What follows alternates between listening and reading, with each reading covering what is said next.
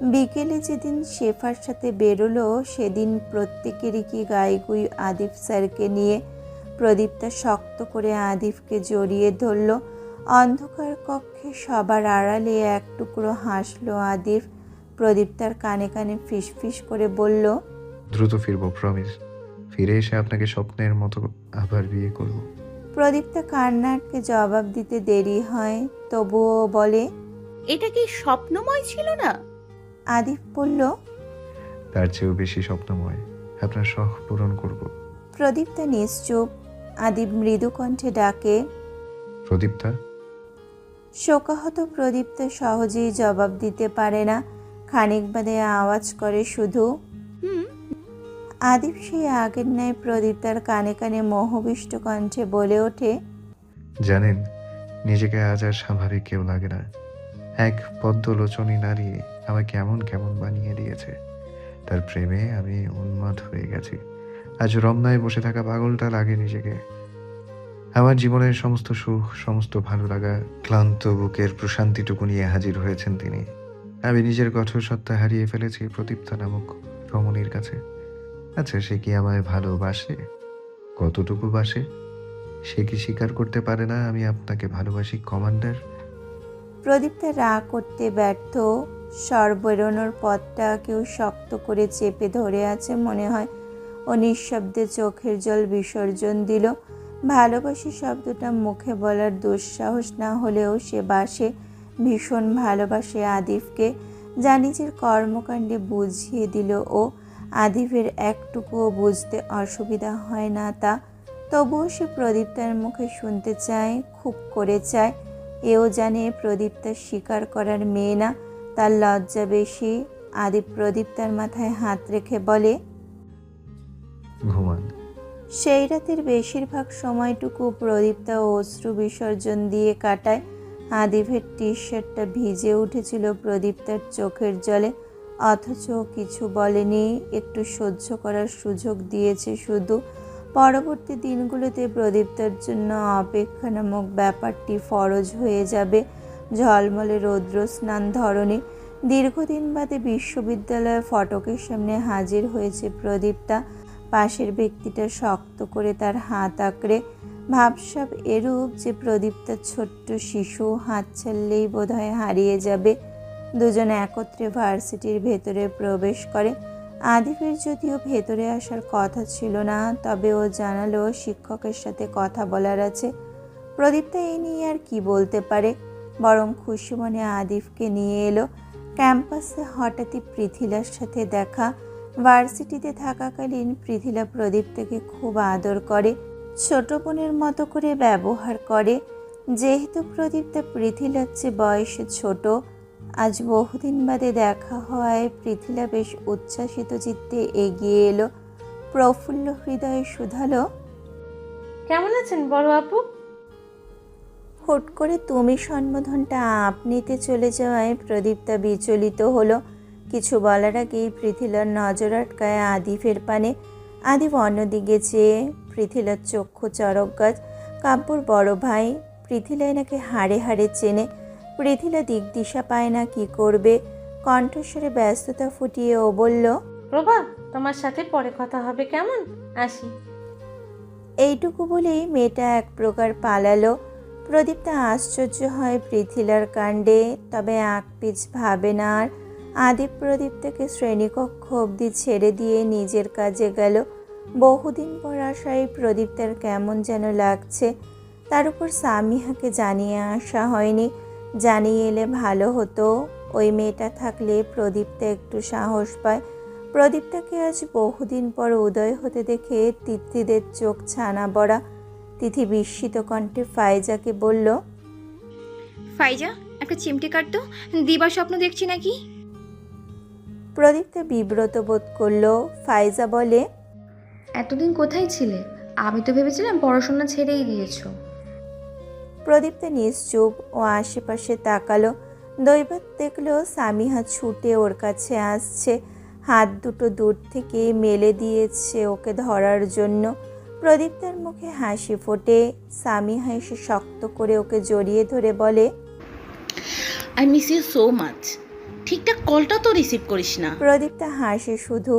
সামিহা প্রদীপ্তার বিয়ের কথা জানে, প্রদীপ্তা জানিয়েছে আগে, তাই সেসব নিয়ে না ঘেঁটে ও বলল, আজ সঙ্গে কার ভাই এসেছে? আমাদের নাকি তোর? কে হাত ধরে নিয়ে এলো? প্রদীপ্তা লজ্জামাখা নেত্রে চাইতেই সামিহা সুর টেনে বলল, আদিব জিজা কি? তিথিরা কিংকর্তব্য বিমূঢ়। ফাইজা অবাক কণ্ঠে বলল, প্রভার বিয়ে হয়ে গেছে? প্রদীপ্তা নির্বিঘ্নে মাথা নাড়ে, অর্থাৎ হ্যাঁ। তিথিরা অমনি ওকে অভিনন্দন জানাতে জানাতে মুখে ফেনা তুলল, এমনকি নানান বিবৃতিকর প্রশ্নও করল। প্রদীপ্তা নিশ্চুপ ওদের কথা শুনল শুধু। সহসা কে যেন বলল, ওই সুন্দর ছেলেটা তোমার হাজবেন্ড ছিল প্রভা? কেন যেন শুনতে ভীষণ খারাপ লাগে প্রদীপ্তার। তার স্বামীকে অন্য কেউ সুন্দর বলবে কেন? ও অপ্রসন্ন ভঙ্গিতে মাথা নাড়ে। সামিহা কথায় কথায় বলল, বিয়ের ট্রিটটা কি ভাইয়ার কাছ থেকে চেয়ে নেব প্রভা? ভাইয়া যেহেতু আছেন, তবে না হয় এখনই গিয়ে যাই। প্রদীপ্তার সঙ্গে সঙ্গে বলল, না। তিথি মুখ বাঁকিয়ে বলে, কেপটা মতো ভালো না প্রভা। প্রদীপ্তা নিচু গলায় বলল, আমি দিব, ওনার কাছে চাইতে হবে না। ব্যাস। আরেকচুট হাসাহাসি ট্রোল পড়ে গেল ওদের মাঝে। সকলের মতে প্রদীপ্তা আদিফকে নিয়ে খুব পজিটিভ তো হবে না, একটাই তো আদিপ প্রদীপ্তার, খুব শখের। এক পর্যায়ে প্রদীপ্তার দৃষ্টি দরজার দিকে পড়তেই সে দেখল তার পরম পুরুষটি হাত নেড়ে তাকে বিদায় জানাচ্ছে। প্রদীপ্তার মুখে হাসি ফোটে। আদিপ ইশারায় জানায়, আমি নিতে আসবো। প্রদীপ্তা ঘাড়কাত করে সম্মতি দিল। অতঃপর আদিফ চলে গেল। তিথিরা দরজার পানে চাইলে শুধু কারো চলে যাওয়ার দৃশ্য দেখল। মানুষটা যে আদিফ তার বুঝতে বাকি নেই। মানুষের জীবনের সবচেয়ে সুন্দরতম দিনগুলো চোখের পলকে কেমন অতল স্রোতের ন্যায় নিমেষেই বিলীন হয়ে যায়। চোখের পলক ফেলার আগে মুহূর্তগুলো ফুরিয়ে যায়, নিঃশেষিত হয়ে যায় প্রতিটি চমৎকার ক্ষণ। আদিপ প্রদীপ্তাকে মোটামুটি ভালো একটা সময় উপহার দিলেও প্রদীপ্তার কাছে সময়টা খুবই সামান্য লাগছে। না পারছে আদিফকে আটকাতে, না পারছে কষ্টের বোঝাটা কমাতে। কাল ভোরে ভোরে বেরোবে আদিফ, আর এখন সায়াহ্ন লগ্ন। অস্ত যাওয়া কমলাভ রবি পানে চেয়ে চোখের কার্নিশে জমা অশ্রু বৃদ্ধাঙ্গুলির সাহায্যে মুছে নিল প্রদীপ্তা। বারান্দা থেকে এক নজর নিচে তাকাতেই দেখলো সুইমিং পুলের পাশে আদিপ বসে। মানুষটা আজ বাড়িতে সামান্য সময় ছিল, বাহিরে বাহিরে থাকা হয়েছে বেশি। এমনকি প্রদীপ্তাকে ভার্সিটি থেকে বাড়িতে ছেড়ে দেওয়ার পর ফের বেরিয়ে গিয়েছিল। দুপুরের খাবারটাও খেয়েছে বাইরে, বাড়ি এলে একটু আগে। এখন আবার কানে ফোন গুজে বসে আছে ওখানে। অসহায় প্রদীপ্তা আহত নেত্রে সেদিকে খানিক চেয়ে থেকে চলে এলো। এই সূর্যাস্তের প্রহরেও রুমকি বেগমের একটা জরুরি কাজ থাকে রান্নাঘরে, তা হলো চুলোয় পানি বসানো, অতঃপর ধীরে ধীরে সেই পানি দিয়ে চা করা। প্রদীপ্তা আদুরে বিড়াল ছানার ন্যায় পাশে গিয়ে দাঁড়ালো। রুমকি বেগম হাস্যোজ্জ্বল মুখে পুত্রবধূর উদ্দেশ্যে বললেন, এমন একটা ছেলের বউয়ের শখই তো সব শাশুড়ি, যে কিনা ছেলের না, বরং ছেলের মায়ের আশেপাশে ঘুরঘুর করবে শুধু। প্রদীপ্তা লাজে লাল হয় কিঞ্চিত। রুমকি বেগমের হাসি মিয়ে গেল অকস্মাৎ। উনি মলিন মুখে বলেন, আদির ছুটি আর বাড়ানো যায় না? প্রদীপ্তা নিচু স্বরে বলে, অনেক দিন থেকেছেন তো। রুমকি বেগম আগ্রহী কণ্ঠে শুধোয়, বলেছিলে ওকে? প্রদীপ্তার মুখশ্রী ম্লান ও আগের ন্যায় নিম্ন কণ্ঠে বলে, কাজের ভীষণ চাপ ওনার। রুমকি বেগম আর কি বলবেন? তার ছেলের জীবনে যে একদণ্ড ফুরসত নেই তা তিনি জানেন। আগে জানলে কখনো এই কাজে যেতে দিতেন না আদিফকে। ভদ্রমহিলার অন্তর হতে দীর্ঘশ্বাস বেরিয়ে এলো। প্রদীপ্তা এসব প্রসঙ্গ পাল্টালো ও ধীর গলায় ডাকে, মা। রুমকি বেগম জবাব দেয়। প্রদীপ্তা জড়তায় জর্জরিত ও কাচুমাচু মুখে আবদার ফেলল, আজ রাতে আমি রান্না করি। রুমকি বেগম বিস্মিত হলেন না।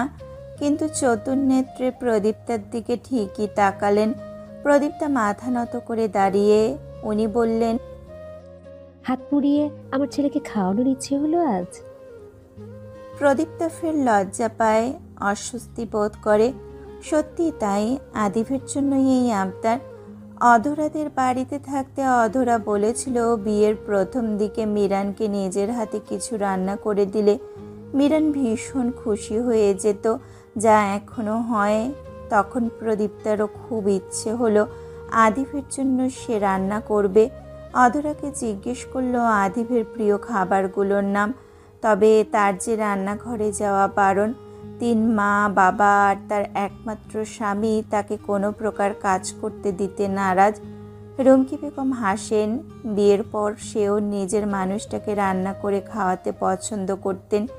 শাশুড়ি পাজি হওয়ায় কোনো অজুহাত লাগেনি, বরং আজ অবধি সেই রান্নাঘরেই জীবন কাটে তার। উনি বললেন, রান্না না করলে হয় না? আমি একবার আমার শাশুড়ির কাছে আবদার করায় উনি আমাকে সারা জীবনের জন্য এই দায়িত্বই দিয়ে দিয়েছেন। চপল হাসি রুমকি বেগম। প্রদীপ্তা মিহি কণ্ঠে বলে, আমি পারবো মা। নিদারুণ আবদার প্রদীপ্তার। রুমকি বেগম যদিও চান না এতগুলো মানুষের রান্না প্রদীপ্তার ঘাড়ে চাপিয়ে দিতে, তবুও সে রাজি। কালই তো আদিফটা চলে যাবে, ফিরবে কবে না কবে তার ঠিক নেই। উনি বললেন, ঠিক আছে, কি কি রান্না করবে বলো, আমি কাটাকুটি করে দিই। প্রদীপ্তা মানা করে। আপনাদের 3 জনের আজ ছুটি, আমি একা পারবো। রুমকি বেগম কপাল কুঁচকে বলেন, বাড়িতে কতগুলো মানুষ দেখেছো, রান্না করতে দিচ্ছি, এটা কি বেশি না? প্রদীপ্তা মিহি কণ্ঠে বলে, আমি পারবো মা, সত্যি বলছি পারবো। আমার অভ্যাস আছে, তাই আজ আপনাদের ছুটি। রুমকি বেগম তবুও জোর করেন, কিন্তু লাভজনক কিছু হয় না। শেষে বৌমাকে সুন্দর করে সবটা বুঝিয়ে শুনিয়ে দিয়ে চা নিয়ে বেরোন তিনি। প্রদীপ্ত সন্ধ্যা থেকে কাজে লেগে পড়ে। একা হাতে সবটা করবে, যেহেতু সময় তো বেজায় প্রয়োজন। শূন্য কক্ষে কিছুক্ষণ ফোন চাপাচাপি করে কাটানোর পর কেমন দম বন্ধ হয়ে আসছিল আদিবের। আদিব আশেপাশে চেয়ে কয়েকবার ডাকে অক্সিজেনকে। আদিবের দম ফুরিয়ে যাচ্ছে, অক্সিজেন মাস্ক প্রয়োজন। তবে আফসোস, সে মানব কক্ষে নেই, শুধু রুমে। সে রুমের ত্রিসীমানায়ও নেই। শেষে আদিবই ওকে খুঁজতে চলল। সিঁড়ি বেয়ে নামতে নামতে চোখে পড়ে রুমকি বেগমরা 3 জন বসে সিরিয়াল দেখায় মগ্ন। রুষা পাশে নামে মাত্র বই নিয়ে বসে। আসলে ওর নজর মোবাইলের স্ক্রিনে। আদিবদের সবার মাঝে প্রদীপ্তাকে অনুপস্থিত দেখে ললাটে ভাঁজ ফেলে। রুষাকে ডেকে শুধোয়। তোর আপু কোথায় রুষা?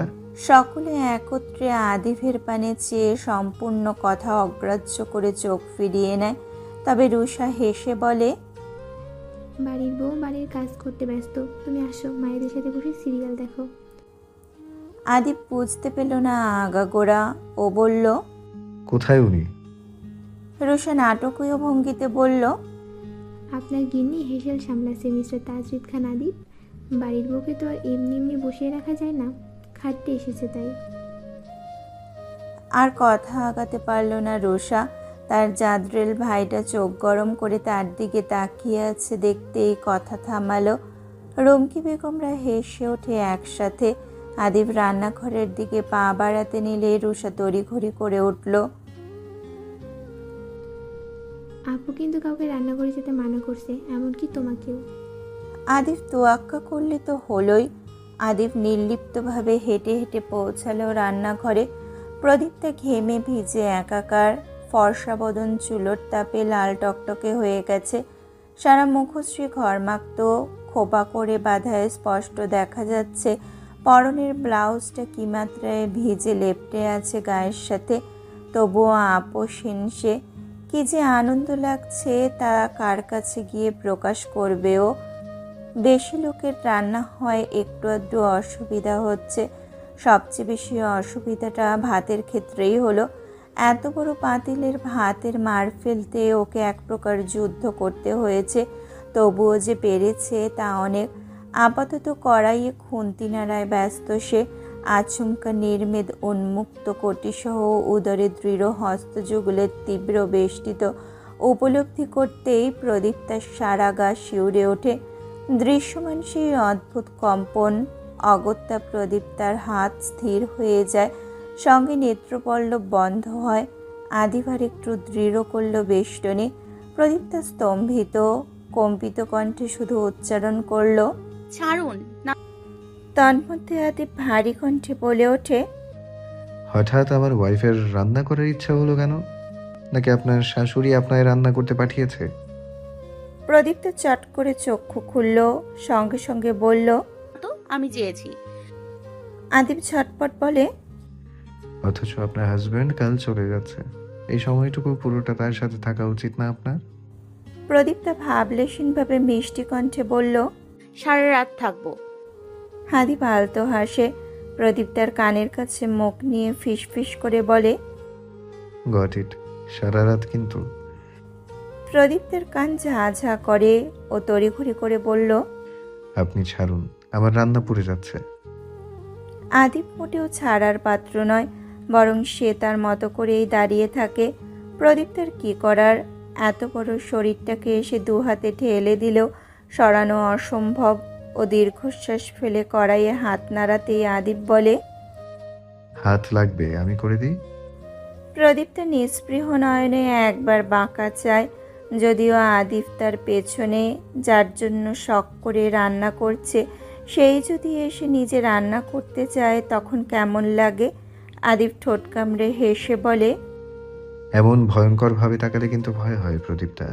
সাহায্য করতে চেয়েছি, অন্য মেয়েকে বিয়ে করব একবারও বলেছি? বিয়ের এখনো হলো না 1 মাস, এর মাঝেই ভয় দেখাচ্ছে অন্য মেয়েকে নিয়ে। প্রদীপ্তার আদল অপ্রসন্নতায় ছেয়ে গেল। ও আর ফিরে চাইল না আদিফের দিকে, শুধু ছোট্ট করে বলল, ঘরে যান আপনি, ঘরে যান আপনি, এখানে গরম। আদিব বেশ প্রসন্ন বোধ করলো প্রদীপ্তাকে খেপিয়ে। ও আর একটু খ্যাপানোর উদ্দেশ্যে প্রদীপ্তাকে আরও শক্ত করে জাপটে ধরতে প্রদীপ্তার দম ফুরিয়ে আসার উপক্রম হলো। নিজের সুঠাম দেহের ভারে প্রদীপ্তার শরীরটাকে পিষিয়ে ফেলার আশা বোধ হয় আদিফের। প্রদীপ্তা কাচুমাচু মুখে বলল, আমি কিন্তু মাকে ডাকবো। আদিব এই হুমকিতে ভয় পাওয়ার ছেলে? যেখানে মানুষ ওকে খুন করার হুমকি দেয় অহরহ। আদিব নির্বিকার গলায় বলল, আমিও তুলে নিয়ে যাব। প্রদীপ্তা একটু সময় চুপ থেকে সহসা চেঁচিয়ে ওঠে। মা, আপনার ছেলে জ্বালাচ্ছে। আদিব আশা করেনি প্রদীপ্তা সত্যি চেঁচিয়ে উঠবে। আদিব অপ্রস্তুত হলো, এক হাতে চেপে ধরল প্রদীপ্তার মুখ। প্রদীপ্তার নেত্রোদয় হেসে ওঠে। রান্নাঘর থেকে ডাকলে বসার ঘর অবধি শব্দ যায় না। তার উপর প্রদীপ্তার কণ্ঠে আওয়াজ কম। আদিবকে কাবু করতে পেরে মজা পায় প্রদীপ্তা। মুখ খুলে দিলে সে খিলখিল করে হাসবে নিশ্চিত। তন্মধ্যে আদিব মুখ ছেড়ে দিল, নাক ছিটকে বলল, এত দুষ্টুমি কবে শিখলেন প্রদীপটা? প্রদীপ্তা নিঃশব্দে হাসল। আদিব অচানক সন্তর্পণে চুলাটা বন্ধ করে ঝড়ের বেগে প্রদীপ্তাকে শূন্যে তুলে নিল। ব্যাপারটা এত দ্রুত ঘটল যে মুহূর্তেই প্রদীপ্তার মস্তিষ্ক শূন্য হয়ে পড়ে। ও চোখ দুটো খিচে নেয় আতঙ্কে। বরাবরের মতোই স্বামীর বুকের ওপরের জামার অংশটুকু আঁকড়ে নেয় শক্ত করে। আদিব প্রদীপ্তার কপালে অধর ছোঁয়াতে প্রদীপ্তা চোখ খুলল। অসহায়ত্বের ছাপ এসে ভিড়েছে মেয়েটার সারা অননে। আদিব সামনের দিকে পা এগোতে এগোতে বলল, সতর্কতা কি দেয়া হয়েছিল? প্রদীপ্তা আহত গলায় বলে, হ্যাঁ। আদিব চমৎকার ভঙ্গিতে হেসে বলে, বউ নয়, রশিদ আঙ্কেলের কাছ থেকে তোতা পাখি চেয়ে এনেছি আমি। প্রদীপ্তা প্রথমবারের মতো এই অবস্থায় আদিবের গলা জড়িয়ে ধরল। আদল জুড়ে আহ্লাদপনা ফুটিয়েও বলল, ছাড়ুন না, দেরি হচ্ছে খুব। আদিব থেমে রইল তো বটে, তবে ছাড়ল না। ওকে কিঞ্চিত ভাবুক দেখালো। প্রদীপ্তা আদুরে গলায় বলল, প্লিজ, আমি আপনাকে জাহাজের খেলনা কিনে দিব। আদিব ভ্রু গোটায়। ওই যে আদিবের ফ্ল্যাটে বিভিন্ন জাহাজের শোপিস সাজানো দেখেছিল না, ওই দিন থেকেই প্রদীপ্তা মনে মনে ওগুলোকে খেলনা খেলনা করে যাচ্ছে। আদিপ ওকে নিয়ে এক পাক গোল করে ঘুরে বলল, ওগুলো আপনার আমার ছানাদের কিনে দেবেন। ওই যে আদিপ বাচ্চাদের ন্যায় প্রদীপ্তাকে ঘোরালো, এতেই তো হাসি ফুটে উঠেছে চিন্তিত প্রদীপ্তার মুখে। ও হাসি মুখে সায় জানানোর ন্যায় মাথা নাড়ে। আদিপের বুঝতে বাকি নেই তার গিন্নি যে ভবিষ্যতের কথা না ভেবে সূর্য দিয়ার কথা ভাবছে। আদিপ গলা ছেড়ে বলে, ভবিষ্যতের কথা বলেছি কিন্তু। নিমেষে চুপ প্রদীপ্তা। আদিপ শব্দ করে হাসলো, আবার এক পাক ঘুরল প্রদীপ্তাকে নিয়ে। রান্নাঘরটা মুহূর্তেই হাসির আওয়াজে ঝনঝনিয়ে উঠল। সামান্য করে হাসছে দুজন নাকি মুক্তা ঝরাচ্ছে বোঝার জন্যে। আদিপ বলে, শুনুন, একটা অপশন আছে, ছাড়বো।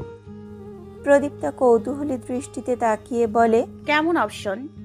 আদিপ নির্লিপ্ত গলায় বলে, বলুন ভালোবাসি, ছেড়ে দেব। একটু থেমে পরক্ষণেই বলল, একটু সময়ের জন্য। প্রদীপ্তের বয়ে গেছে কথা উচ্চারণ করতে। ও কাঁদো কাঁদো চোখে চাইল, হতাশ কণ্ঠে বলল, দেরি হচ্ছে, বাবারা চলে আসবে। জি। আদিপ জানে তার প্রিয়তমা কখনো মুখ ফুটে এসব উচ্চারণ করতে পারবে না। যেদিন বলবে সেদিন লজ্জায় ওইখানেই জ্ঞান হারাবে। তাই আদিপও জোর করে না। এক পর্যায়ে গিয়ে আদর মিশ্রিত কণ্ঠে ডাকে, প্রদীপ্তা। মৃদু আওয়াজ করে ও। আদিপ ছন্দ ধরে। আপনি চাঁদ, আমি। প্রদীপ্ত ওকে থামিয়ে দিল, হাস্য মুখে বলল, আকাশ, আপনি নীলচে স্নিগ্ধময় আকাশ। আদিপ এককাল হাসে, বলে, ঠিক আছে, আপনি চাঁদ, আমি আকাশ। আপনি হিম পর্বতের কনকনে কুয়াশা, আমি বিরক্তিকর দুপুরের খাঁ খাঁ রৌদ্র। আপনি শুভ্র মেঘ, আমি ধরণী কাঁপানো মেঘের গর্জন। আপনি প্রণয় ঝরা বৃষ্টি, আমি লণ্ডভণ্ড করে দেয়া ঝড়। ফারাক দেখেছেন আমার আপনার? উপরওয়ালা আমার মতো নগণ্য মানবকে অমূল্য রত্ন দান করেছেন। বলতে বলতে হেসে ওঠে কবি আদিভান্দ্রনাথ। প্রদীপ্তার মুখ হতেও মিঠা হাসি সরে না, বরং প্রগাঢ় হলো। ও আদিফের চোখে চোখ রেখে সাবলীল ভঙ্গিতে বলল, তবে আমার যে চাঁদের চেয়ে আকাশ পছন্দ। কুয়াশা থেকে রোদ বেশি পছন্দ। মেঘেদের চেয়েও তাদের গর্জন প্রিয়। আর আমার বৃষ্টির চেয়ে ঝড়টাই বেশি পছন্দের ছিল। আদিপ মুগ্ধ বেষ্টিত নেত্রে প্রদীপ্তার সবটুকু কথা শ্রবণ করল। শেষ বাক্য ললাট বকরিল করল, শুধালো, ছিল, এখন নেই। প্রদীপ্তা জোরে জোরে মাথা নাড়ে, মুখে বলে, না। আদিপ আগ্রহী কণ্ঠে বলে, কেন? প্রদীপ্তার জবাব দিতে সময় লাগলো। ও দীর্ঘক্ষণ নিশ্চুপ নিষ্পলক নির্নিমেষ আদিপের সারা আননে চেয়ে থাকে। দুজনের দুজোড়া নয়ন একে অপরের সঙ্গ ছাড়ে না। এক পর্যায়ে গিয়ে প্রদীপ্তা মিনমিনে গলায় বলে উঠল, কারণ আমার সমুদ্র প্রিয়। আদিপ চমকায়, থমকায়। ও বলে, অন্যের জন্য নিজের পছন্দ, শখ, ইচ্ছে, ভালো লাগা, ভালোবাসা পাল্টে ফেলা মোটেও উচিত নয়, এটা বোকামি। প্রদীপ্তা তবুও চুপ। আদিপ একটু থেমে এক টুকরো হাসলো, মিষ্টি করে বলল, আর আমি আপনাকে। প্রদীপ্তার মুখ থেকে অপ্রত্যাশিত কথাখানা আদিবের হৃৎপিণ্ডে ধনুকের ন্যায় বিঁধল। সেই ধারালো তীরে মোটেও যন্ত্রণা নেই, বরং এক অজানা প্রণয়ের স্নিগ্ধ আভাসে আদিবের ন্যায় মানুষটা অব্দি ঈষৎ কেঁপে ওঠে। ওর হৃৎস্পন্দন ঝড়ের বেগে ছোটে। ওদিকে প্রদীপ্তা কথাটা বলে সে যে চোখ নামিয়েছে তো নামিয়েছে, নিজেই বিমূঢ় হয়ে থমকে আছে। আদিপ খুব কষ্টে নিজেকে স্বাভাবিকে আনে। লম্বা একটা দম নিয়ে প্রদীপ্তার ললাটের মধ্যখানে গভীরভাবে চুম্বন করে। প্রদীপ্তা চোখ বুজে অনুভব করার চেষ্টা করে সে ছোঁয়ার গভীরতা, যা সাগরের চেয়েও বিশাল। আদিপ প্রচণ্ড মোহিত কণ্ঠে বলল, আমি কিন্তু উত্তাল সমুদ্র ভালোবাসি। ঠিক কতটুকু ভালোবাসা দিলে আমার মনে হবে আপনার জন্য সঠিক হচ্ছে প্রদীপ্তা? আমি আপনাকে আমার সাধ্য মতো ভালোবেসেও ব্যর্থ হচ্ছি। মনে হচ্ছে কিছুই যেন দেয়া হচ্ছে না। প্রদীপ্তার চোখের কোণে জল জমল, ক্ষণিকেই গড়িয়ে পড়ল তা। ও আদিফের গলাটা আর একটু নিপুণ হাতে জড়িয়ে ধরতেই আদিফ কাছে এলো। প্রদীপ্তা নিঃশব্দে কেঁদে ওঠে, আবেগী গলায় বলে, আপনি তো ভালো কেন? আপনার আমাকে উপলব্ধি করার জন্য একটা সুন্দর হৃদয় আছে, তাই। কথাটা বলে আদিপ প্রদীপ্তার চোখের জল মুছে দিল। হাসানোর জন্য আরেকবার ঘূর্ণির ন্যায় গোল গোল করে ঘুরল প্রদীপ্তাকে নিয়ে। এবার আর এক পাক নয়, বরং অসংখ্যবার। প্রদীপ্তা চোখে জল নিয়েও হাসতে বাধ্য হলো। শব্দ করে হাসলো দুজনে, এতটা প্রাণোচ্ছলভাবে হাসলো যেন ওদের চেয়ে সুখী দম্পতি এই ভুবনে আর দুটো নেই। খানবাড়ির খাবার টেবিলে আজ হরেক রকম গরম ধোয়া ওঠা খাবারের বাহার। আজ টেবিলে মাত্র একটা চেয়ার খালি, ওই একটা মানুষ ব্যতীত সবাই খেতে বসেছে। খাবার বাড়ার ব্যাপারে প্রদীপ্তা কাঁচা, রুমকি বেগম একটু শখ করে বলেছিলেন, রান্না যেহেতু করেছো, সবাইকে না হয় তুমিই আজ বেড়ে খাওয়াও। প্রদীপ্তা না পারলেও মানা করেনি, রাজি হয়ে গেছে এক ঝটকায়। মাছ মাংসের পাশাপাশি হরেক রকম ভর্তা দেখে অবাক চোখে খাবারের দিকে তাকিয়ে আছে সকলে, এমনকি আদিফও। একবার ওর সবে তাকাচ্ছে, আর একবার প্রদীপ্তার চিন্তিত বদনে। খাবার কেমন না কেমন হয়েছে তা নিয়ে একটু চিন্তাই আছেও। অধরা বলেছিল আদিপ ভর্তা খেতে পছন্দ করে, তাই তো নিজের হাতে মোট 12 রকমের ভর্তা বানিয়েছে। সেই সাথে ওর পছন্দের চই ঝাল আর টক ঝাল আচারি বেগুনও। এসব প্রদীপ্তার প্রথমবার করা। সব কিছু বানানো অধরার কাছে শিখে আসা। রুমকি বেগম সকলকে উদ্দেশ্য করে বললেন, আজ সব রান্না ছেলের বউ করেছে। সকলে চমকে উঠে তাকালো। রশিদ দেওয়ান, এমদাদ খান আর এহসান খানে সহ কাব্যদের চক্ষু কোটর ছেড়ে বেরোনোর উপক্রম। এই মেয়েটা এত মানুষের রান্না একা হাতে কি করে করলো? তার উপর খাবারের পদের কোনো কমতি নেই। প্রদীপ্তা কাচুমাচু মুখে দাঁড়িয়ে শাহানা বেগম মায়া ভরা চোখে চেয়ে বললেন, ভর্তা বানানোর কি দরকার ছিল? আমাকে ডাকলে আমি কি দিতাম না? হাত জ্বলছে না? প্রশ্নটা আদিফেরও। সে প্রদীপ্তার দিকে তাকাতেই দেখলো প্রদীপ্তা এত চিন্তার মাঝেও একগাল হেসে বলল, একটু না। রুমকি বেগম সহ বাকিরাও মায়া ভরা চোখে তাকালেন প্রদীপ্তার দিকে। তবে প্রদীপ্তার দুই ভাই ঠাট্টা করে উঠল, খাবার কি আদৌ খাওয়া যাবে প্রভা? না মানে রুষা একবার নুডলস করতে গিয়ে আমাকে নরকের স্যুপ খাইয়ে দিয়েছিল। প্রদীপ্তা ইতস্তত মুখে চাইতে কাব্য বলল, মন খারাপ করিস না, আমার এসব হাবিজাবি খেয়ে অভ্যেস আছে। দ্রিম করে কাব্যের পিঠে করাঘাত পড়ল। কাব্য চোখ মুখ কুঁচকে পাশে তাকাতেই দেখলেন আজ পিঠের উপর কিলটা ওর বাবার পক্ষ থেকে। সঙ্গে সঙ্গে জিভ কাটল কাব্য। বাকিরা হেসে উঠল। হাসল না শুধু আদিব, সে নির্নিমেষ প্রদীপ্তার মুখ পানে চেয়ে রইল তো রইলই। ওদিকে সকলে খাবার না খেয়েও প্রশংসায় পঞ্চমুখ। প্রদীপ্তা খুব প্রফুল্ল বোধ করল। নানা বাড়িতে সব কিছুর মাঝে একটা জিনিস খুব ভালো ছিল, তা হলো যখনই মামি প্রদীপ্তার উপর রান্নার দায়িত্ব দিতেন সেদিন সবাই বেশি বেশি খাবার খেত। মামা টুকটাক শাসনে রাখলেও কখনো গায়ে হাত তুলতেন না। সেই মামা প্রদীপ্তার হাতের রান্নার খুব প্রশংসা করতেন। সেই প্রশংসা শুনে হিংসা হতো মামির। পরে গিয়ে উনি প্রদীপ্তাকে মারতেন, কথা শোনাতেন, ইত্যাদি ইত্যাদি। প্রদীপ্তা সবাইকে বেড়ে দিল সুন্দর করে। আদিপের পাশে এসে যখন ওকে বেড়ে দিতে নিল তখন আদিপ সংকীর্ণ আওয়াজে খুবই সাবধানে সকলের আড়ালে বলল, হাত জ্বলছে খুব। প্রদীপ্তা হাসি মুখে মাথা নাড়ে, অর্থাৎ না, সত্যি জ্বলছে না। আদিপ ফের বলল, ধন্যবাদ মিসেস খান, আপনার স্বামীর পছন্দ অনুযায়ী এত কষ্ট করে হাত পুড়িয়ে সবটা করার জন্য আপনার স্বামীর পক্ষ থেকে দারুণ কিছু উপহার পাবেন শীঘ্রই। এইসব শুনে প্রদীপ্তার খুশি হওয়ার কথা হলেও ও নিভু নিভু চোখে আদিফের দিকে তাকায়। হাতের বাটিটা টেবিলে রেখে এক পলকে নিজের হাত দুটো মেলে ধরে আদিফের সম্মুখে। আদিপ নিপুণ নেত্রে দেখতে দেখতে প্রদীপ্তা মিহি কণ্ঠে বলে, আমার হাত অক্ষত আছে, বেশি বলেন আপনি। আদেও সকলের চোখের আড়ালে ঘটল কি কিছু? মোটেও না। এই তো সকলে মিটিমিটি হাসছে নীরবে। আদিবের দুপাশে বসে থাকা সাদিদার রুষা তো পারছে না, দম ফাটা হাসিতে ফেটে পড়ে, তবুও নীরব আছে।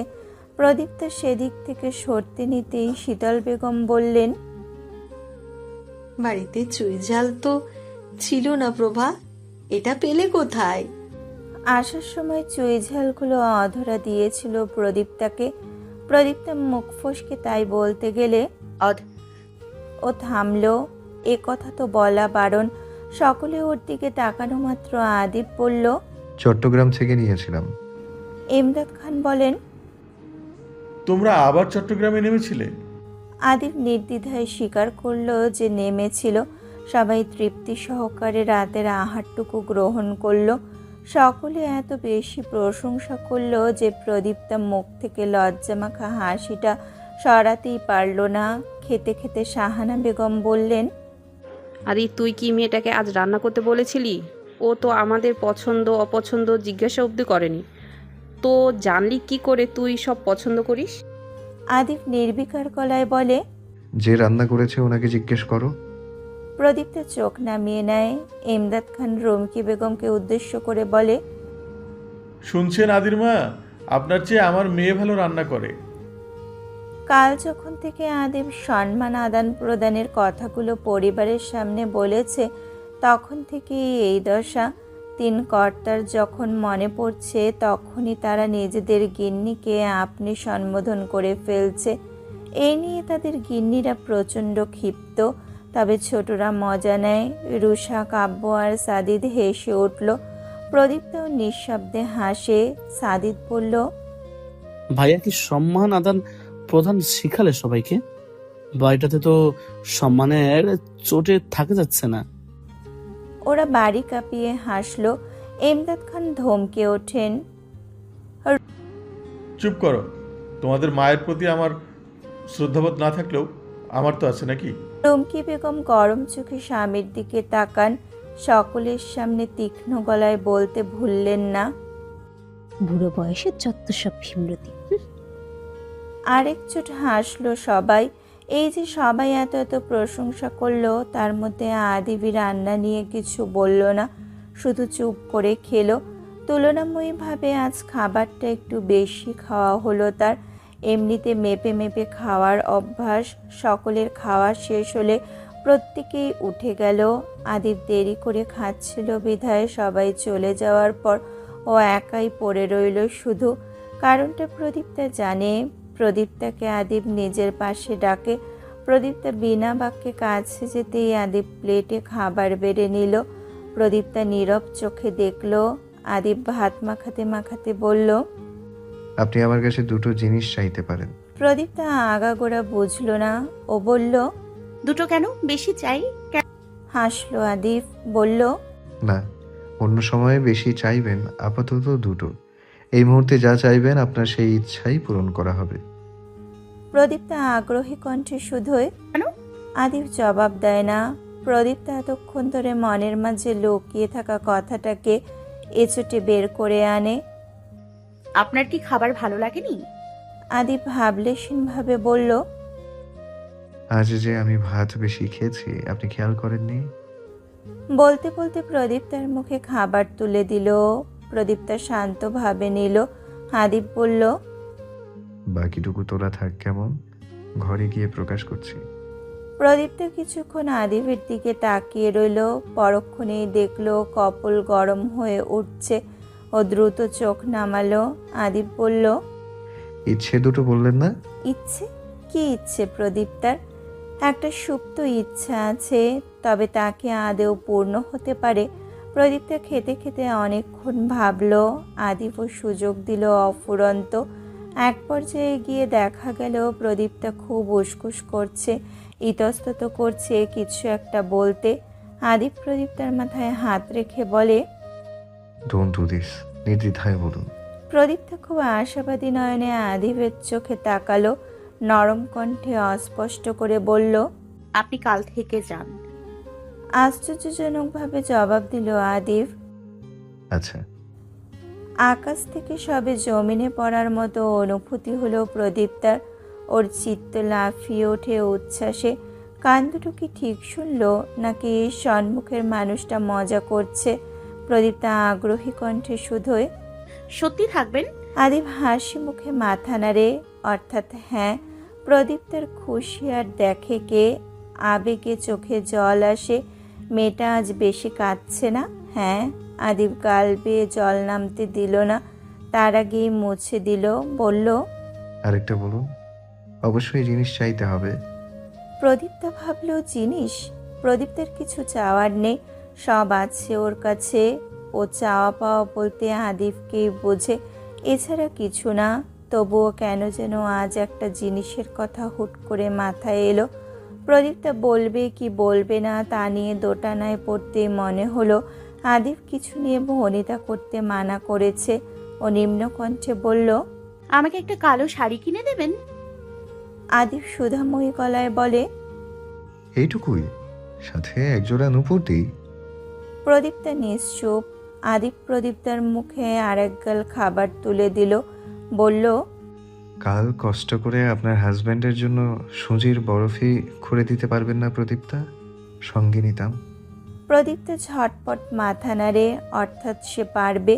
আদিব সুন্দর করে সবটা খাবার প্রদীপ্তাকে খাইয়ে দিল। প্রদীপ্তাকে সব কিছু গোছানোর কাজে সাহায্য করলো, এবং কি থালা বাসনগুলো অবধি প্রদীপ্তাকে ধুতে দিল না, নিজে সবটা করে দিল। প্রদীপ্তা মানা করলে একটুও শুনল না। প্রদীপ্তার আর কাজ কি, দাঁড়িয়ে দাঁড়িয়ে শুধু দেখলো আদিবকে। আদিব থালা বাটি ধুয়ে ওগুলো গুছিয়ে রাখলো। অতঃপর প্রদীপ্তার দিকে এক পলক শুধু দেখলো। বলা নেই কওয়া নেই, চট করে প্রদীপ্তাকে কোলে তুলে নিয়ে রান্নাঘরের বাতি নেভালো। আকস্মিক ঘটনাগুলোতে প্রদীপ্তা কবে যেন হার্ট অ্যাটাক করে বসে। প্রহরটা অর্ধরাত্রি, গভীরতম স্তব্ধ লগ্ন। দিনের সমস্ত কোলাহল নিস্তব্ধ হয়ে পড়েছে। নক্ষত্রেরা প্রশস্ত কৃষ্ণ অম্বরের বক্ষপটে ম্লান দীপশিখার মতো জ্বলে উঠেছে, আর চাঁদটা ঠিক ওদের মধ্যিখানে রাজার আসন পেতে বসা। আলতো করে প্রদীপ্তার হাত দুটোতে ঠোঁট ছোঁয়ালো আদিব। প্রদীপ্তা খিলখিল করে হেসে ওঠে। হুট করে আদিব প্রদীপ্তার কোলে মাথা রেখে শুয়ে পড়তে প্রদীপ্তা হাস্যোজ্জ্বল নেত্রে ওর চোখে চাইল। আদিব চোখাচোখিটা উপভোগ করে অকস্মাৎ সুর ধরে, এই চেনা দুটি চোখ, চেয়ে থাক হাজার বছর, নেই কোনো তো বারণ, রাখা থাক হাতে হাতে মন। দুকুলি গাইল কি গাইল না, এতেই প্রদীপ্তার চোয়াল ঝুলে পড়ল। ও হাঁ করে আদিবের দিকে তাকিয়ে, কান দুটোকে বিশ্বাস হচ্ছে না। কে গান গাইল? আদিব গাইল? সত্যি? আদিব হাসতে হাসতে নিজের হাতের সাহায্যে প্রদীপ্তার চিবুক তুলে ওষ্ঠাধরের দূরত্বটা ঘুচিয়ে দিল। প্রদীপ্তা অবাক নয়নে চেয়ে, তখনও সে স্তব্ধ বাকরুদ্ধ। আদিব উপর হয়ে শুলো। প্রদীপ্তার কোটি জড়িয়ে বলল, এমনভাবে তাকিয়ে আছেন যেন ভূত দেখলেন। প্রদীপ্তা অবিশ্বাস্য কণ্ঠে বলল, দেখিনি, শুনেছি, আমার বিশ্বাস হচ্ছে না। বলতে বলতে কেমন প্রফুল্ল চিত্তে নেচে উঠল ভেতরটা। আজ সব ভালো হচ্ছে, সব সুন্দর হচ্ছে। কেন এত খুশি দিচ্ছে মানুষটা? আদিব প্রদীপ্তার কথা শুনে বলে, দানবের গান শুনেছেন? প্রদীপ্তা মুখ বাঁকায়। দানব হতে যাবে কেন? সবচেয়ে সুদর্শন পুরুষটির গলায় গান শুনেছে। প্রদীপ্তা ফের কিছু বলার আগে দেখলো আদিব কোল থেকে মাথা তুলে ফের তাকিয়েছে। প্রদীপ্তা গদগদে কণ্ঠে বলল, দারুণ উপহারগুলোর জন্য আপনাকে ধন্যবাদ। আদিব আদর মিশ্রিত কণ্ঠে ছুড়ল, আর আপনাকে অফুরন্ত ভালোবাসা। সেদিন রাতে প্রদীপ্তাদের ঘর থেকে শুধু হাসাহাসির শব্দ শোনা যাচ্ছিল। দুজন ব্যক্তি একটু থেমে থেমেই হেসেছে। তাদের মুক্তছড়া হাসির রোলে হেসেছে যেন গোটা ভুবন। সময় আপন ধারায় চলমান, পত্রমোচনের ন্যায় কালপ্রবাহের আলতো ছোঁয়ায় দিনগুলি কেটে যাচ্ছে নির্নিমেষ। চেতনার অবকাশে চক্ষুপল্লব বুঝে ওঠার আগেই বহু প্রহর বিলীন হয়ে যাচ্ছে অতীতের গর্ভে। পলকে পলকে কালচক্র আপন নিয়মে আবর্তিত। আশ্চর্য, সেদিন না রক্ষক হিসাবে প্রদীপ্তার সবটুকু নিরাপত্তা প্রদানে নিজের বাহুডোরে আবদ্ধ করে ঘুমতো আদিব, অথচ আজকাল সেই উষ্ণ নিরাপত্তার স্থানটুকুর স্বাদ গ্রহণ করা হয় না। বহুদিন হলো প্রদীপ্তা চোখ দুটো নিশ্চিন্তে বুঝতে পারে না ঘরটা পড়ে আছে প্রদীপ্তার দায়িত্বে, কিন্তু যারই কক্ষ, প্রদীপ্তা যার ভরসায় এখানে এসে উঠেছে, সেই মানবটি কোথাও নেই। বহুদিন হলো না দুজনের একে অপরের সঙ্গে যোগাযোগ বিচ্ছিন্ন। প্রদীপ্তা নিশ্চিত হতে ক্যালেন্ডারের পাতায় চোখ বোলায়। আজ 34তম দিন চলমান, অর্থাৎ 1 মাস 4 দিন। প্রদীপ্তা ম্লান হাসল। প্রদীপ্তার ইচ্ছে পূরণ করতে একটা দিন বেশি থেকেছিল আদিব। গোটা দিন আঠার মতো সঙ্গ দিয়ে দিয়ে চলেছে, তবে ওই যে ভালো সময়গুলো খুব তাড়াতাড়ি চলে যায়, তেমনই চলে যেতে হয়েছে আদিব নামক সুখকেও। প্রদীপ্তা কী যে কেঁদেছে সেদিন। আগেরবার অনাকাঙ্ক্ষিত এক বিন্দু জল গড়িয়েছিল, আর এবারে ইচ্ছাকৃত বহু আবেগ মিশ্রিত অশ্রু। আদিব যদিও প্রতিশ্রুতি দিয়েছে জলদি ফেরার, তবে তার নিশ্চয়তা কতটুকু প্রদীপ্তার জানা নেই। দীর্ঘশ্বাস ফেলল, সুপ্তভাবে চোখের কোণে জমা অশ্রু মুছে নিল। সে যে গেল, তার পরম পুরুষটা আগেরবারের ন্যায় যোগাযোগ বিচ্ছিন্ন করলো এবারও। তবে এবার ফিরে গিয়ে বাড়িতে কল করা হয়েছে, জানানো হয়েছে নিজের সুস্থভাবে ফিরে যাওয়ার খবর। প্রদীপ্তা পিছু মরল। খাটের ওপর আদিবের শার্টগুলো ছড়িয়ে রাখা, আলমারিটা গোছানোর উদ্যোগ নেওয়াতেই রুমের এই হাল। প্রদীপ্তার মানসপটে হুট করে একটা ঘটনার স্মৃতিচারণ ভেসে ওঠে। আদিব চট্টগ্রাম ফেরার আগের দিন রাতের ঘটনা। প্রদীপ্তা কেঁদে কুটে মুখ চোখ লাল করে বসে বসে আদিবের জামা কাপড় ভাঁজ করছে। যদিও এবার বেশি জামা কাপড় নেবে না সে, তবুও যে কটা নেবে তা সুন্দর করে গুছিয়ে দিচ্ছিল প্রদীপ্তা। আদিব পাশেই বসা, সহসা আলমারির দিকে চেয়ে একগাল হেসে ডাকলো, প্রদীপ্তা। প্রদীপ্তা নিষ্প্রভ নেত্রে আদিবের দিকে তাকাতেই আদিব বলল, এবার আলমারি ভর্তি আমার জামা কাপড়ের পাহাড় রেখে গেলাম। সাদা পোশাকের অভাব নেই। ফিরে এসে প্রতিটাতে আপনার হাতের কারসাজি দেখতে চাই। প্রদীপ্তা আগেরবার শার্টটা নিয়ে কি সাংঘাতিক ধরাটাই না খেয়েছিল, সেই প্রেক্ষিতেই অমন কথা বলেছে আদিব। বুঝতে প্রদীপ্তা লজ্জায় আরো লাল হলো। চক্ষু নত করতেই আদিব বলল, প্রদীপ্তা, আপনার কি জ্বর এসেছে? হুট করে এত লাল হয়ে গেলেন কেন? বলতে বলতে কপাল হাতড়ে শরীরের তাপমাত্রা মেপে নিল সে। প্রদীপ্তা এই মানুষটার কর্মকাণ্ডে আরও মিয়ে যায়। সে কি বুঝতে পারছে না তার প্রেয়সী লাজুক? এই লজ্জার প্রকোপ বৃদ্ধি করতে করতে সেদিন প্রদীপ্তাকে মারার ফোন দিয়ে এঁটেছিল আদিব। প্রদীপ্তা, আপনার গায়ে তো সাংঘাতিক প্রেমের অভাব।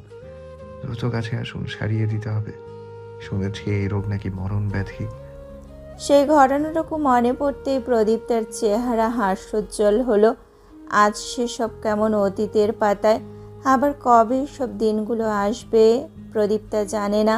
ও ঘাটের দিকে এগোতে এগোতে মনে মনে আওড়ায়, তাড়াতাড়ি ফিরুন, অপেক্ষা যে অস্থির প্রহরের অন্তশীলে জন্ম নেয়া ধীর স্থিতি, যেখানে ব্যাকুলতা নিজেই হারায় তার নিজস্ব গতি। সাবধান, হ্যাঁ সাবধান। হ্যাঁ।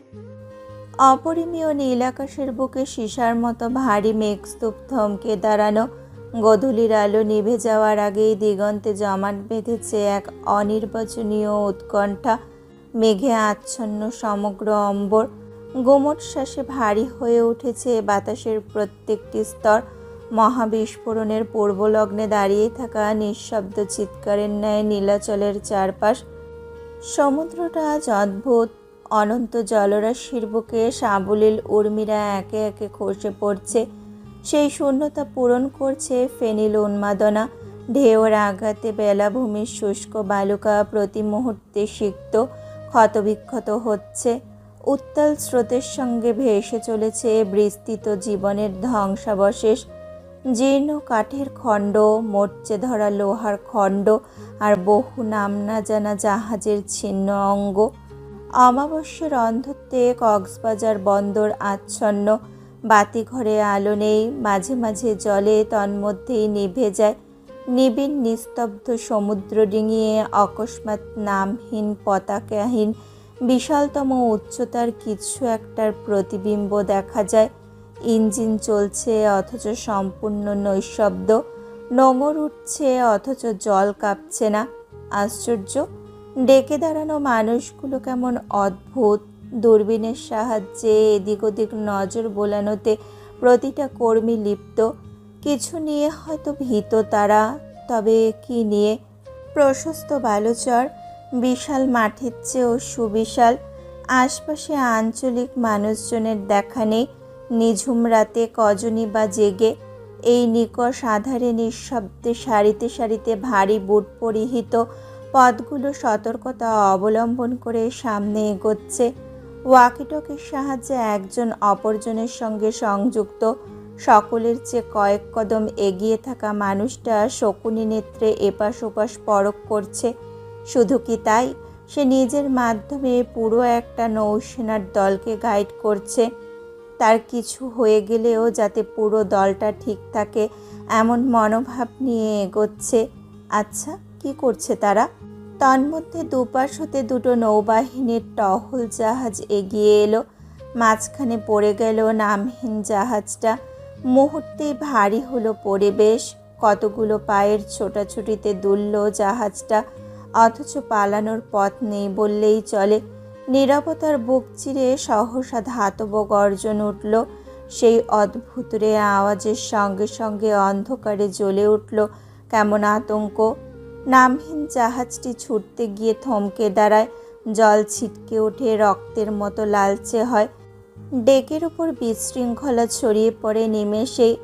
ভারী বুটের আঘাতে কাঠ কেঁপে ওঠে এবং কি লোহার গায়ে লোহার সংঘর্ষে পরিবেশ ভারী হয়। দৈবাত আলো জ্বলে, আবার নিভেও গেল চোখের পলকে। হুলস্থুল পড়ে গেল সমস্ত জাহাজে। কোথাও কেউ লুটিয়ে পড়ল, কোথাও রক্ত ভেজা হাত ফসকে পড়ল ভেজা রেলিং থেকে। ডেক জুড়ে ছড়িয়ে পড়ল অসংখ্য রক্তাক্ত দেহ। পর মুহূর্তে একটি ক্ষুদ্র বিস্ফোরণে প্রকম্পিত হলো জাহাজটি। ধোঁয়া আর বারুদের গন্ধে বোধ হয়ে এলো ভেতরের মানুষগুলো। বাতাসে লবণের সঙ্গে মিশল উষ্ণ রক্তের লোহিত গন্ধ।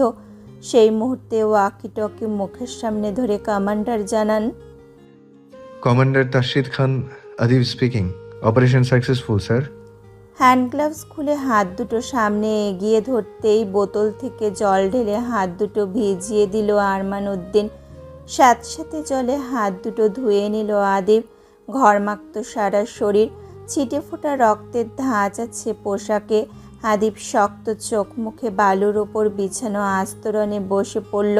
ফোনটা কানে চেপে ওপাশের ব্যক্তিটির উদ্দেশ্যে বলতে লাগলো, জি স্যার, রাশিয়ানোরা। নয়তো বাংলাদেশের মতো একটা রাষ্ট্রে অবৈধ সাবমেরিন নিয়ে স্মাগলিংয়ের পরিকল্পনা কেউ করে?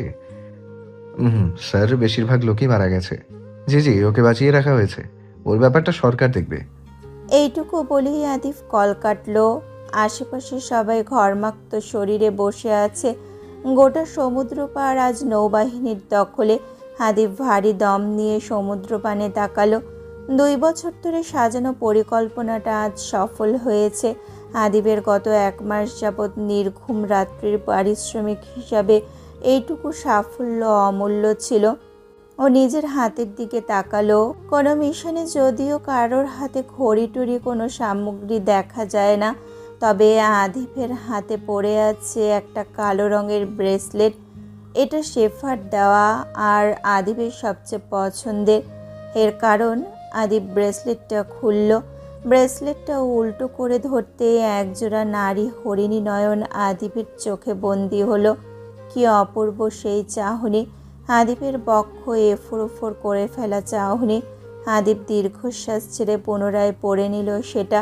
মনের মাটিতে সুপ্তভাবে লিখল, আমি ঠিক আছি প্রদীপদা, আমার জন্য চিন্তা করবেন না। কেমন আপনি কেমন আছেন? হঠাৎ নিরিবিলি আশপাশটা কেমন ভুতুড়ে হয়ে এলো। বুট পরিহিত একজোড়া পা হাঁপাতে হাঁপাতে ছুটে এসে দাঁড়ালো আদিবের সম্মুখে। হাঁপাচ্ছে, লোকটা জোরে জোরে দম ফেলছে। চোখ মুখে কেমন ভয়। আদিব আশ্চর্য হলো, নৌসেনাদের চোখে এরূপ ভয় মানায় না ঠিক। ও কোনো প্রশ্ন করার আগেই উনি উদ্বিগ্ন কণ্ঠে বললেন, স্যার অফিসার রিদান। আদিব মুখের ভঙ্গি বা দৃঢ় করলো, সঙ্গে সঙ্গে লোকটা হাঁপাতে হাঁপাতে বলল, স্যার অফিসার রিদান স্যার গত 2 ঘন্টা যাবৎ নিখোঁজ ছিলেন। তাকে মাত্র উদ্ধার করা হয়েছে। মাথায় গুরুতর আহত পেয়েছে, অবস্থা খুব খারাপ। আদিবের ভেতর তড়িৎ বেগে একটা ভূমিকম্প হলো, যেন জাহাজ আটক করা হয়েছে 2 ঘন্টার চেয়ে বেশি সময় ধরে। তার মানে রিদানের চেয়েও বেশি সময় নিখোঁজ ছিল। অবস্থা কেমন খারাপ আদিবের আর বুঝতে বাকি নেই। আদিবের মাথা চট করে ঘুরে উঠল, শেফার কি হবে? তবে ওকে বাহির থেকে স্বাভাবিক দেখালো। ও কপট রাগ নিয়ে বলল, আমাকে আগে জানানো হয়নি কেন? উনি জবাব দিতে পারলেন না। সকলে ছুটে গেল ওদিকে, যেখানে একটু আগে হত্যাযজ্ঞ হয়েছে। আর এখন খুব বাজে কিছু। আনমনা চিন্তারত প্রদীপ্তার বাহুতে কিঞ্চিত বেগে ধাক্কা দিতে প্রদীপ্তা কল্পভবন থেকে বের হয়ে সামনে তাকায়। গম্ভীর মুখে ফায়েজা, তিথি আর সামিহা বসে আছে। ওদের এরূপ চেহারা গত 1 মাস ধরে। এর কারণ প্রদীপ্তার মনমরা হয়ে বসে থাকা। স্বামীর শোকে কাতর হয়ে পড়েছে মেয়েটা। ফায়েজা রাগান্বিত কণ্ঠে বলে, ভাই জামাই তো আমারও আছে, বিদেশে থাকে, 7 সমুদ্র 13 নদী পারে। আমি কি তোর মতো রোজ রোজ শোক পালন করি প্রভা? করি না তো।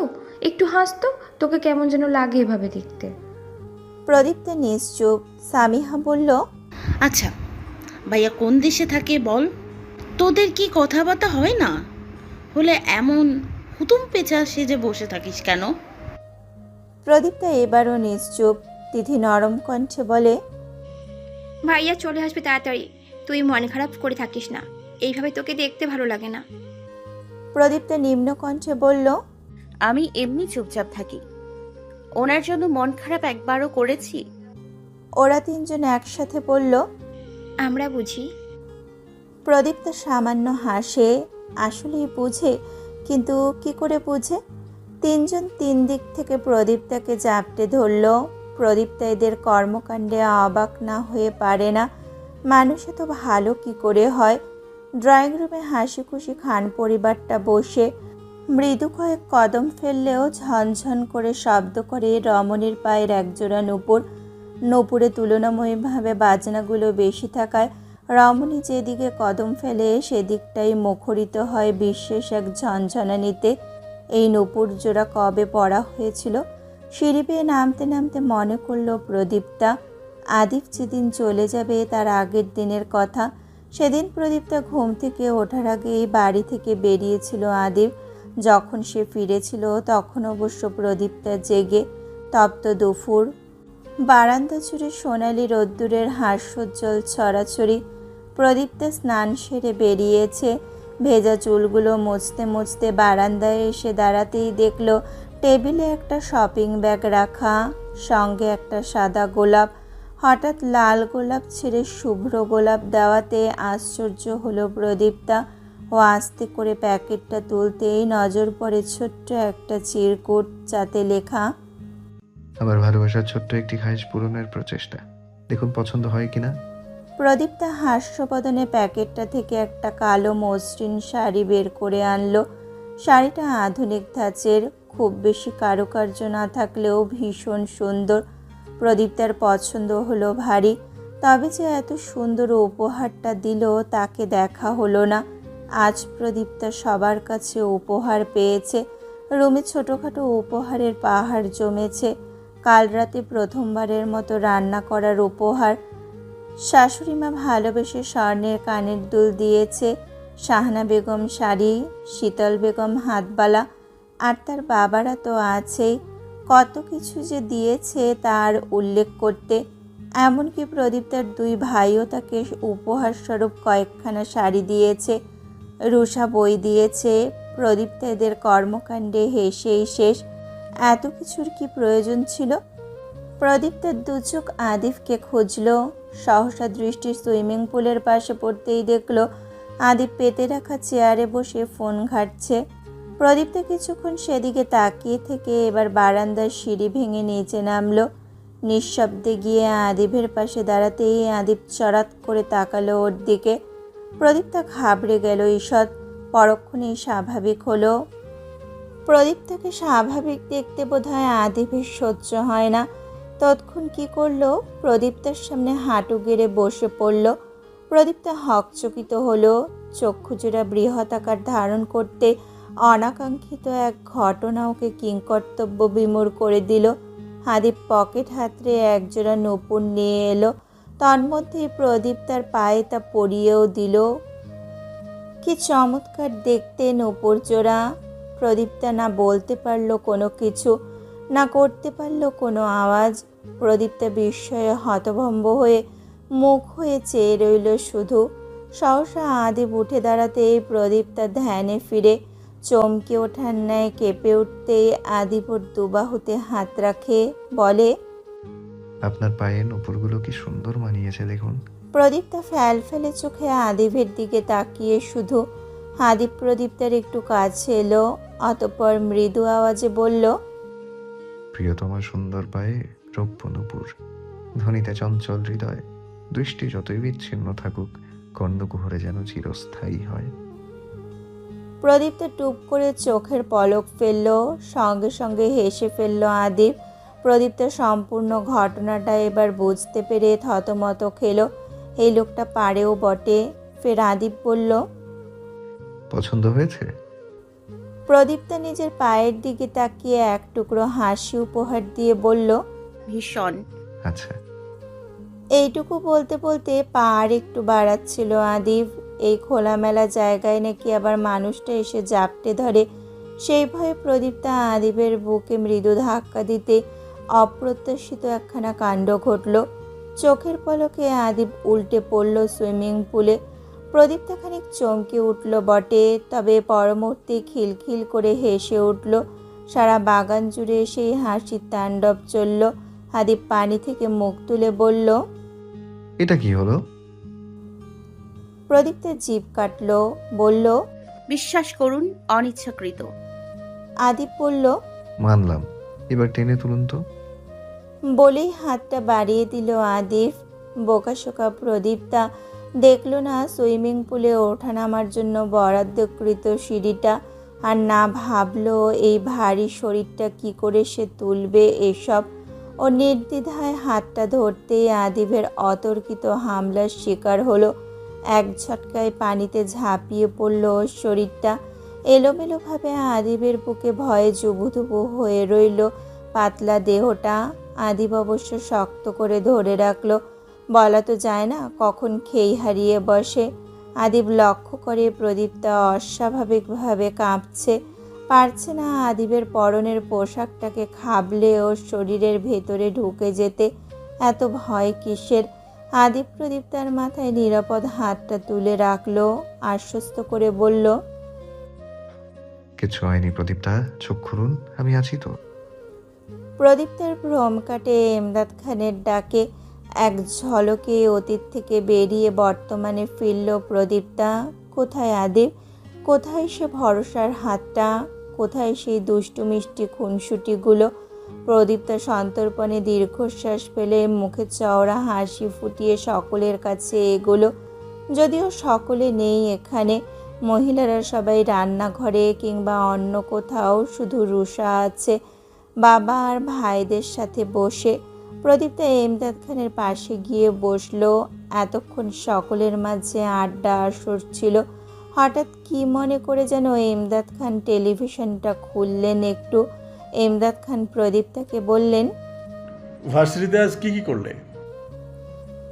প্রদীপ্তা সহজ সরল উত্তর দিল, গেলাম, লেকচার শুনলাম আর চলে এলাম। সকলে হেসে উঠল।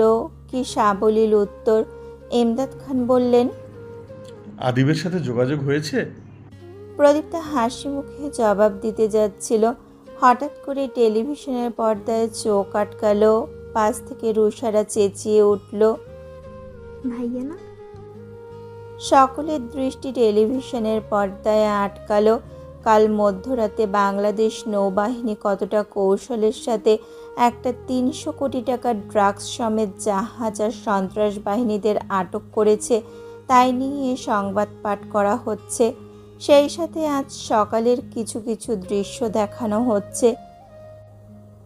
এই যেমন তাসরিদ খান আদিব হেলিকপ্টার থেকে বেরিয়ে যখন কম্বাইন্ড মিলিটারি হসপিটাল সিএমএইচে প্রবেশ করবে, ঠিক সেই দৃশ্যটা দেখাচ্ছে।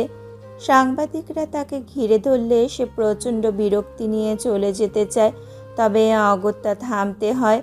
সাংবাদিকদের যে কে খবর দেয় এত দ্রুত। আদিবের বিরক্তিটা উপলব্ধি করে তাকবীর সাহেব নিজের দিকে ক্যামেরা ঘুরিয়ে আনতে বলে আদিবকে ছাড় দেয়। সঙ্গে সঙ্গে গটগট পায়ে চলে যায় আদিব। ব্যাস এইটুকুই। তারপর তাকবীর সাহেবের